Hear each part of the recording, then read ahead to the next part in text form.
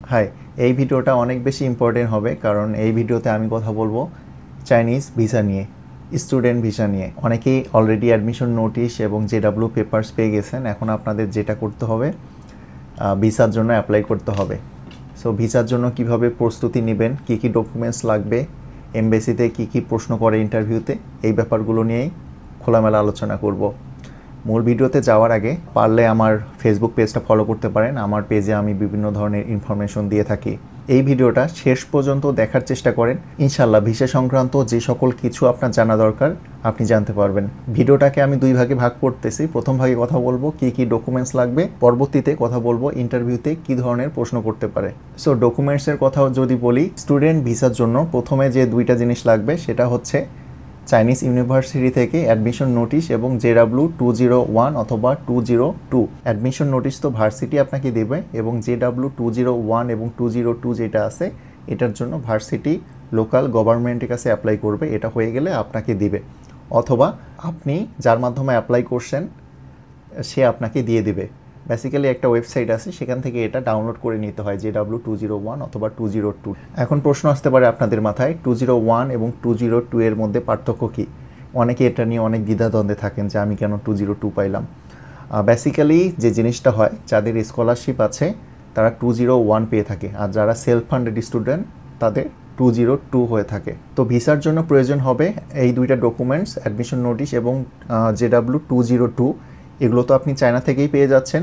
এবং বাকি যে ডকুমেন্টস লাগবে খুবই ইম্পর্টেন্ট, সেটা হচ্ছে ব্যাঙ্ক স্টেটমেন্ট, পাসপোর্ট এবং ডিজিটাল ফটো। এই পাঁচটা জিনিস এবং যে সকল ডকুমেন্টস দিয়ে আপনি ভার্সিটিতে অ্যাপ্লাই করছেন সেগুলো, এইগুলো ম্যান্ডেটরি না, বাট আপনি সাথে রাখবেন এবং সবগুলোরই অরিজিনাল ডকুমেন্টস লাগবে। পুলিশ ক্লিয়ারেন্স এবং মেডিকেল রিপোর্ট, এই দুইটা যেন আপনাদের সাথে থাকে। ভিসার জন্য যে ফটোটা সাবমিট করতে হয়, এই ফটোটার সাইজ আমাদের পাসপোর্ট সাইজের থেকে একটু আলাদা, একটু চিকন করে কাটা হয়। তো আপনি ভালো কোনো স্টুডিওতে গেলে বলতে হবে যে চায়না ভিসার জন্য অ্যাপ্লাই করবেন, তারা করে দিবে, অথবা এমবেসির পাশে অনেক স্টুডিও আছে, তারাও নিমিশে এটা করে দেয়। ব্যাঙ্ক স্টেটমেন্টটা একটু এক্সপ্লেন করি।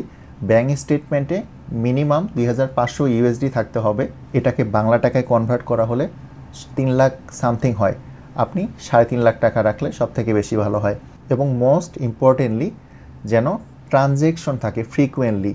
আপনার ফার্স্ট ব্লাডেড কারো ব্যাঙ্ক অ্যাকাউন্ট দেখানোর চেষ্টা করবেন এবং ট্রানজ্যাকশন যেন থাকে। এবং যে ব্যাঙ্ক স্টেটমেন্টটা নেবেন ব্যাঙ্ক থেকে, সেটা যেন লাস্ট 6 মাসের হয়ে থাকে। ব্যাঙ্ক স্টেটমেন্ট সাথে একটা ব্যাঙ্ক সলভেন্সি নিয়ে নেবেন, সেখানে অবশ্যই যেন ম্যানেজারের সাইন থাকে। ফার্স্ট ব্লাডেড না হয়ে যদি অন্য কারো অ্যাকাউন্ট হয় সেক্ষেত্রে এফিডেভিট করতে হবে। একটু খেয়াল করেন, আমি মাত্র 5টা ডকুমেন্টসের কথা বলছি যেগুলো mandatory: passport, photo, bank statement, admission notice এবং জেডাব্লিউ পেপারস।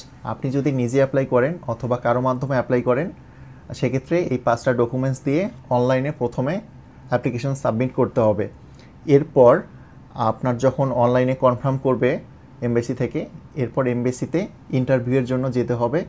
এই যে সবগুলো ডকুমেন্টস আছে সাথে যেগুলো বললাম, যখন ভার্সিটিতে অ্যাপ্লাই করছেন সেগুলো police clearance, medical report, SSC HSC certificates, English proficiency, সবগুলো লাগে না, বাট রাখবেন। নিয়ে যেতে সমস্যা কি, যদি চেয়ে বসে সবগুলো নিয়ে চলে যাবেন।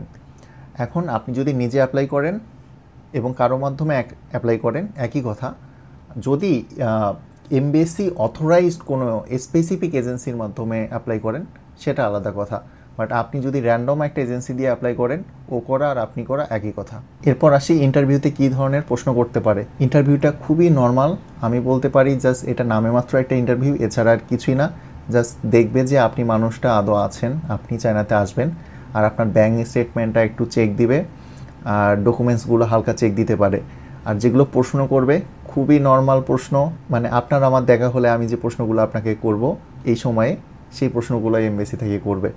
হ্যাঁ, আপনার নাম কি, আপনি কোন ইউনিভার্সিটিতে যাচ্ছেন, আপনার কি কোনো স্কলারশিপ আছে, কি ধরনের স্কলারশিপ, কাভারেজটা কীরকম, আপনি কি ভাষায় পড়তে যাচ্ছেন, চাইনিজ নাকি ইংলিশ, আপনি চাইনিজ বলতে পারেন কি না, আপনার ভার্সিটির কয়টা ক্যাম্পাস, এটা কোন প্রভিন্সে, আপনি কেন এই ভার্সিটি চুজ করলেন, গ্রাজুয়েশনের পর অথবা মাস্টার্স পিএইচডি শেষ করার পর আপনার ওখানে থাকার প্ল্যান আছে নাকি চলে আসবেন, কি করবেন, ফিউচার প্ল্যান বলেন।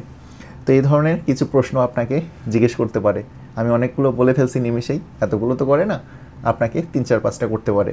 লাস্ট ইয়ারে যেটা হয়েছে একটা স্টুডেন্টের জন্য 2 থেকে 3 মিনিটও লাগে নাই আমি যদি বলি, 1 মিনিট জাস্ট ঢুকছে বের হয়েছে, পাসপোর্টটা চেক করছে, ওকে ফাইন গো। আর আপনি যদি একটু আটকায় যান অথবা সাসপিশাস মনে হয় কোনো কারণে, তাহলে বেশি প্রশ্ন করতে পারে। ডকুমেন্টস যদি ঠিক থাকে, আপনি যদি কথা বলতে পারেন অ্যাটলিস্ট, তাহলে কারো ভিসা রিজেক্ট হবে বলে আমার মনে হয় না। তো বেসিক্যালি এইগুলাই এখন কিভাবে অ্যাপ্লাই করতে হয়, নিজে কিভাবে অ্যাপ্লাই করবেন, আমি পরবর্তীতে ভিডিও নিয়ে আসতেছি কিভাবে নিজে অ্যাপ্লাই করতে হয়। এখনও বেশ সময় আছে, জুলাই আগস্ট প্রায় 2 মাসের মতো সময় আছে ভিসা অ্যাপ্লাই করার জন্য। যারা আগে ভাগেই অ্যাডমিশন নোটিশ জেডাব্লিউ পেয়ে গেছেন তারা ভিসা অ্যাপ্লাই করে ফেলেন, কারণ সামনে যে সময়টা আসতেছে অনেক বেশি ভিড় হবে, আপনি চিন্তা করতে পারবেন না, অনেক ওয়েট করতে হবে। সো যাদের জেডাব্লিউ অ্যাডমিশন নোটিশ চলে আসছে ভিসা করে ফেলেন। তো পরবর্তী ভিডিওতে আমি দেখানোর চেষ্টা করব ইনশাল্লাহ কীভাবে ভিসার জন্য অ্যাপ্লাই করতে হয়। আপনাদের আরও কোনো প্রশ্ন থাকলে কমেন্ট বক্সে কমেন্ট করে জানাবেন। কী নিয়ে ভিডিও চাচ্ছেন কমেন্ট বক্সে কমেন্ট করে জানাতে পারেন, ট্রাই করব ভিডিও করার। সবার জন্য অনেক অনেক শুভকামনা। সবাই ভালো থাকবেন, আল্লাহ হাফেজ।